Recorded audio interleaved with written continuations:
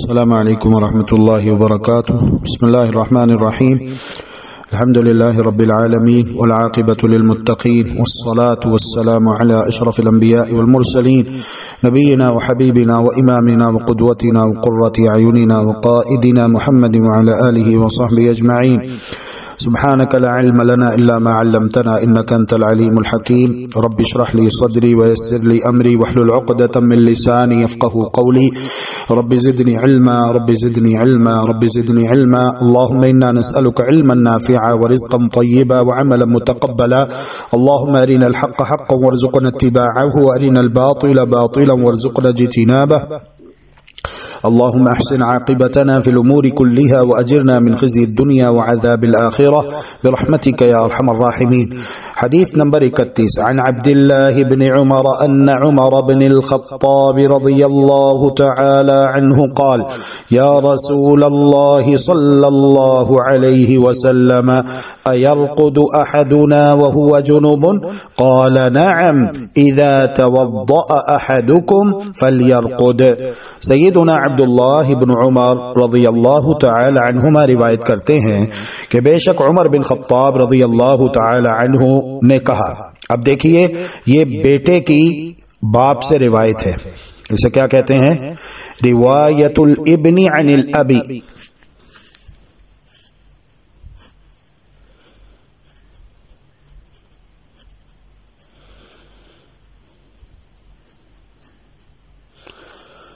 روایت الابن عن الابی، اور اس کو یہ بھی کہہ سکتے ہیں اصول حدیث کی اصطلاح میں روایت الاصاغر عن الاکابر، چھوٹوں کی بڑوں سے روایت.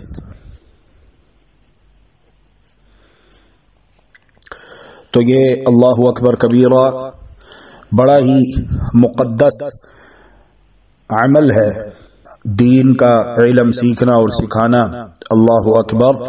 تو سیدنا عبداللہ بن عمر رضی اللہ تعالی عنہما روایت کر رہے ہیں یہاں پر اپنے والد گرامی سیدنا عمر بن الخطاب رضی اللہ تعالی عنہ سے.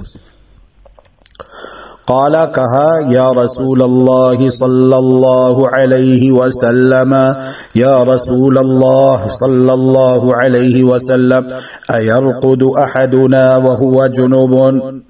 ایرقد، آ کا مطلب ہے کیا؟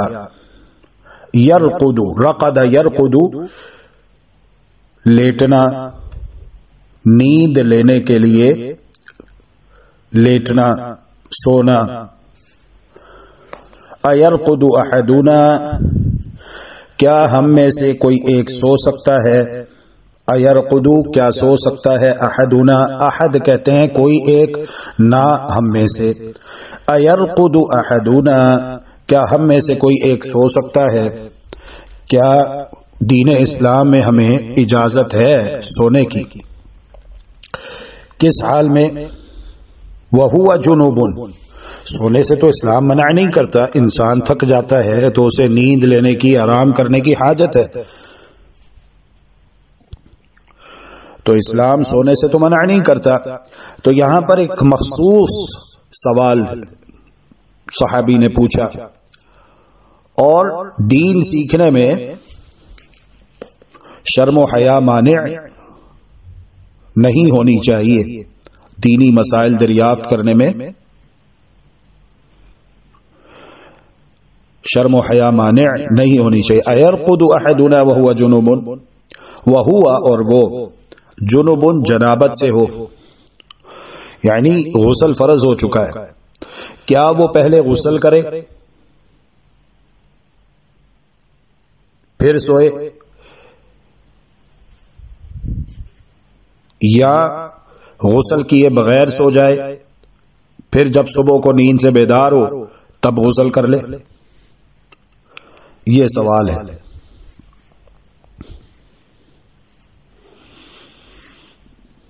کیا غسل کیے بغیر سو سکتے ہیں، یا پہلے غسل کریں پھر سوئیں؟ تو آئیے دیکھتے ہیں کہ اس سوال کا جواب پیارے پیغمبر علیہ الصلوۃ والسلام نے کیا دیا. قال نعم، فرمایا ہاں. اذا توضأ احدکم، جب وضو کر لے تمہارا کوئی ایک، فلیرقد، تو پھر وہ سو جائے، تو پھر وہ سو جائے، تاکہ طبیعت میں چستی اور نشاط پیدا ہو. جو طبیعت میں کسلان، سستی، کاہلی جنم لیتی ہے وہ دور ہو جائے. تو بہتر یہی ہے کہ غسل کر کے سویا جائے. لیکن اگر کوئی غسل کیے بغیر سونا چاہے تو یہ حرام نہیں ہے، سو سکتا ہے، سو سکتا ہے، کوئی حرج نہیں ہے، کوئی حرج نہیں ہے. بس یہ ہے کہ وضو کر لے، بس یہ ہے کہ وضو کر لے. تو یہ بھی مشروع ہے، یہ بھی مستحب ہے، یہ بھی مستحب ہے، مشروع ہے کہ وہ ایسا کر لے. حدیث نمبر 32 عن ام سلمة رضی اللہ عنہا زوج النبی صلی اللہ علیہ وسلم قالت، سیدہ ام سلمہ رضی اللہ تعالی عنہا روایت کرتی ہیں، زوج النبی صلی اللہ علیہ وسلم، بیوی نبی مکرم رسول معظم صلی اللہ علیہ وآلہ وسلم کی. قالت، کہتی ہے، جاءت ام سلیم امرأة ابی طلحة الى رسول اللہ صلی اللہ علیہ وسلم. جاءت، آئی، ام سلیم، ام سلیم، ام سلیم، امرأة ابی طلحة،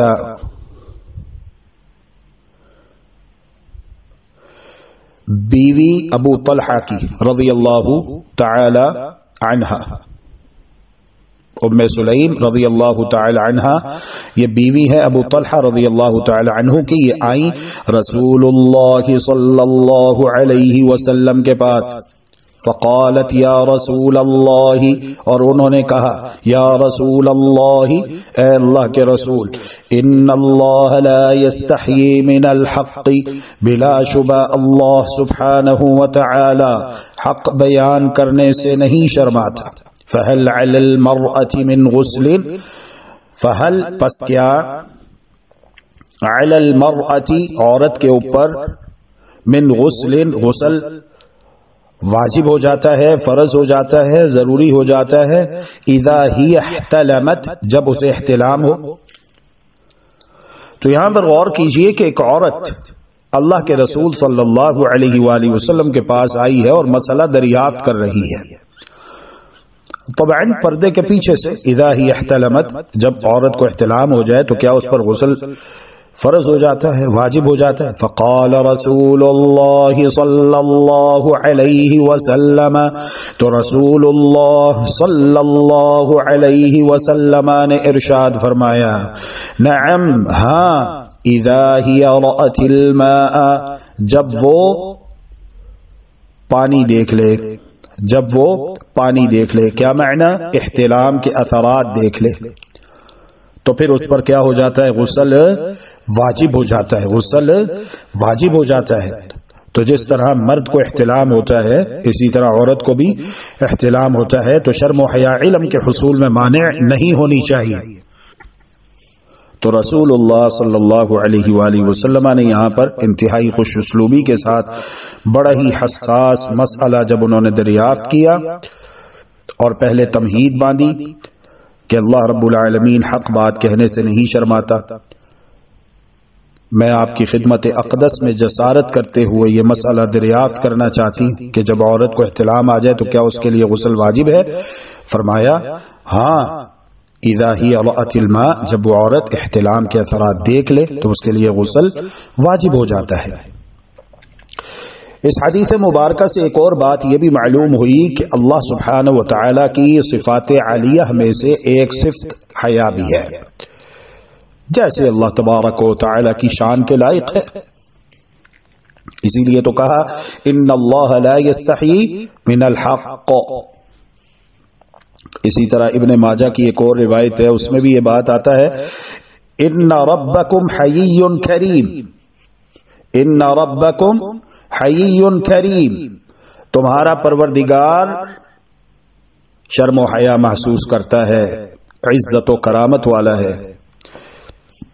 یستحیی من عبده اذا رفع الیہ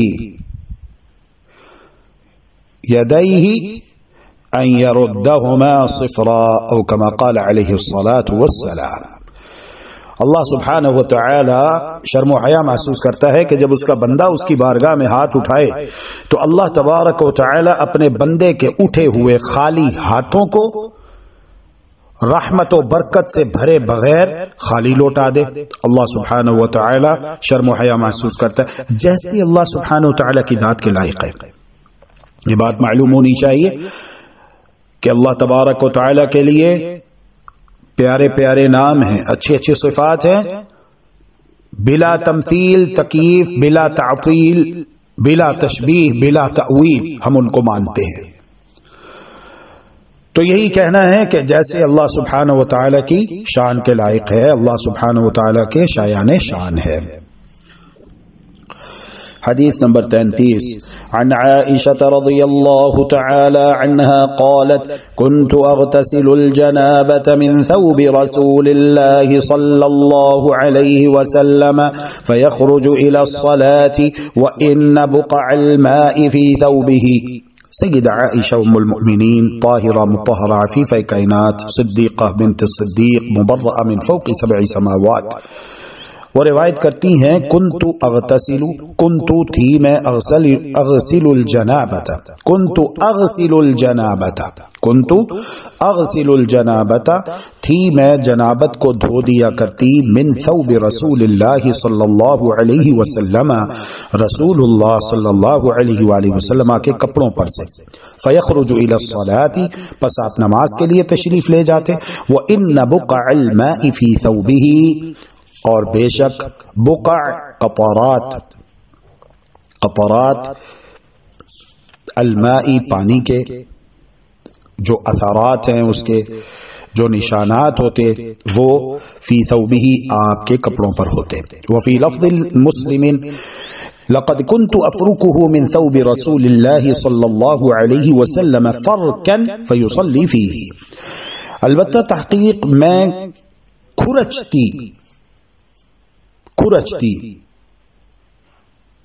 کھرچ دیتی اپنے ناخنوں کے ساتھ، خوب اچھی طرح کھرچنا.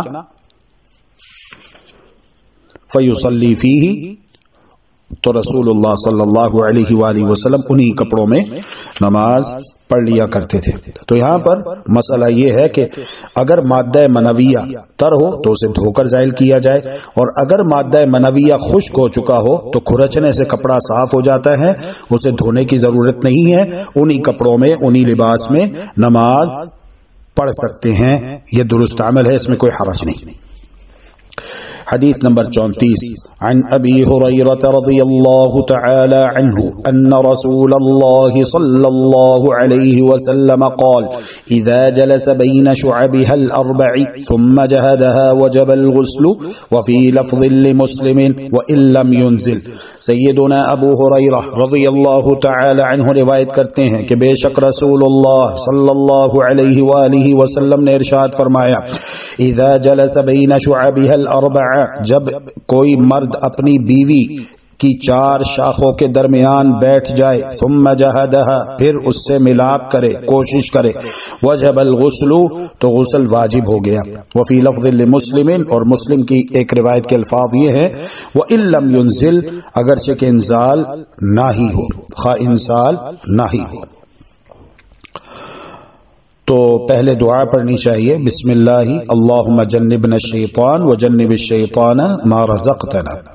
یہ مسنون دعا پڑھنی چاہیے، بسم اللہ اللہم جنبنا الشیطان وجنب الشیطان ما رزقتنا.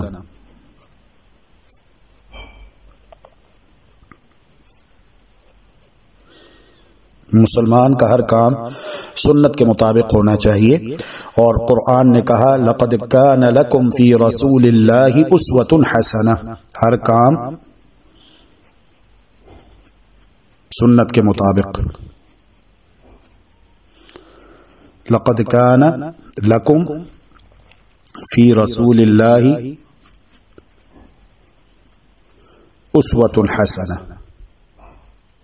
البتہ تحقیق تمہارے لیے اللہ کے رسول صلی اللہ علیہ وآلہ وسلم میں بہترین نمونہ۔ شعابہ الاربعہ، 4 شاخوں سے مراد 2 بازو اور 2 ٹانگیں ہیں، 2 بازو اور 2 ٹانگیں ہیں۔ ثم جہدہ، پھر اس سے ملاپ کرتا ہے، مراد اس سے جماع ہے، مباشرت ہے۔ تو اعلی تناسل اگر شرمگاہ میں داخل ہو جائے تو اس سے غسل واجب ہو جاتا ہے، انزال ہو یا نہ ہو، یعنی ختنے والی جگہ سے جب مل جاتی ہے، جس طرح کہ محمد الرسول اللہ صلی اللہ علیہ وآلہ وسلم نے ارشاد فرمایا، تو غسل واجب ہو گیا، دخول ہو نہ ہو، انزال ہو نہ ہو، غسل واجب ہو گیا، غسل واجب ہو گیا۔ اصول کیا ہے کہ جب ختنے والی جگہ سے مل جائے اور درمیان میں کوئی کپڑا نہ ہو تو پھر غسل واجب ہو گیا۔ اس باب کی آخری حدیث نمبر 35، عن ابی جعفر محمد بن علی بن الحسین بن علی بن ابی طالب رضی اللہ عنہم انه كان هو وابوه عند جابر بن عبد الله وعنده قوم فسألوه عن الغسل فقال يكفيك صاع، فقال رجل ما يكفيني، فقال جابر كان يكفي من هو أوفر منك شعرا وخيرا منك يريد رسول الله صلى الله عليه وسلم ثم أمنا في ثوب وفي لفظ كان النبي صلى الله عليه وسلم يفرغ الماء على رأسه 3. قال المصنف الرجل الذي قال ما يكفيني هو الحسن بن محمد بن علي بن أبي طالب رضي الله عنه وأبوه محمد بن الحنفية متفق عليه رواه البخاري ومسلم۔ ابو جعفر محمد بن علی بن حسین بن علی بن ابی طالب رضی اللہ عنہ مجمعین کہتے ہیں انہو کان ہوا و ابوہ عند جابر بن عبداللہ، وہ اور ان کے والد گرامی جابر بن عبداللہ جو صحابی رسول ہیں ان کے پاس تشریف فرما تھے۔ وعندہ قوم، اور ان کے پاس ایک قوم بیٹھی ہوئی تھی، فسألوہ عن الغسل، انہوں نے ان سے سوال کیا غسل کے بارے میں سوال کیا۔ فقال، تو کہا یکفیک صاع، غسل کے لیے تو 1 صاع کافی ہے، 1 صاع پانی کافی ہے غسل کے لیے۔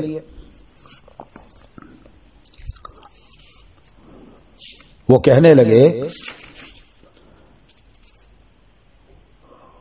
ما یکفینی، میرے لیے تو 1 صاع کافی نہیں، مجھے تو زیادہ پانی چاہیے غسل کرنے کے لیے۔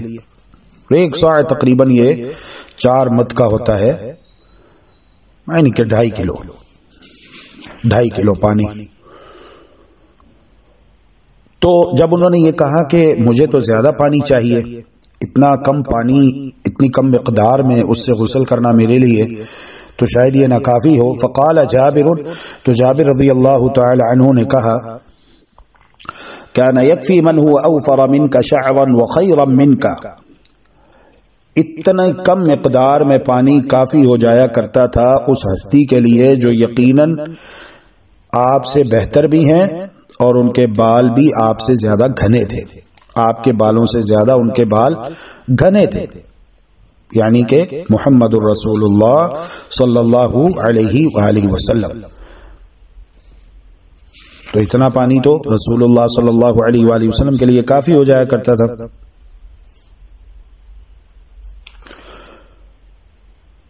پھر ثم امنا فی ثوب، پھر آپ نے ہمیں ایک ہی کپڑے میں نماز بھی پڑھائی ہے، ایک ہی کپڑے میں نماز بھی پڑھائی ہے۔ وفی لفظ، اور ایک روایت کے الفاظ یہ ہیں کان النبی صلی اللہ علیہ وسلم یفرغ الماء علی رأسه 3، پیارے پیغمبر علیہ الصلاۃ والسلام یفرغ الماء علی رأسه 3، پانی کو 3 مرتبہ اپنے سر پر انڈیلتے۔ تو اس سے یہ پتہ چلتا ہے کہ غسل میں بھی انسان کو چاہیے کہ وہ سنت کے مطابق غسل کرے اور پانی کم استعمال کرے. تو یہاں پر آ کر الحمدللہ غسل جنابت والا باب اپنے اختتام کو پہنچا ہے.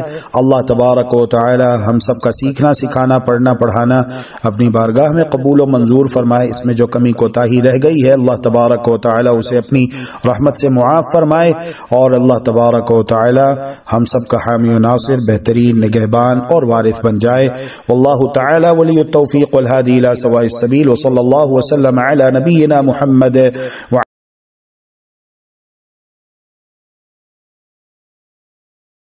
اللهم إنك عفو تحب العفو فاعف عنا. اللهم إنك عفو تحب العفو فاعف عنا. إلهنا فاعف عنا يا كريم.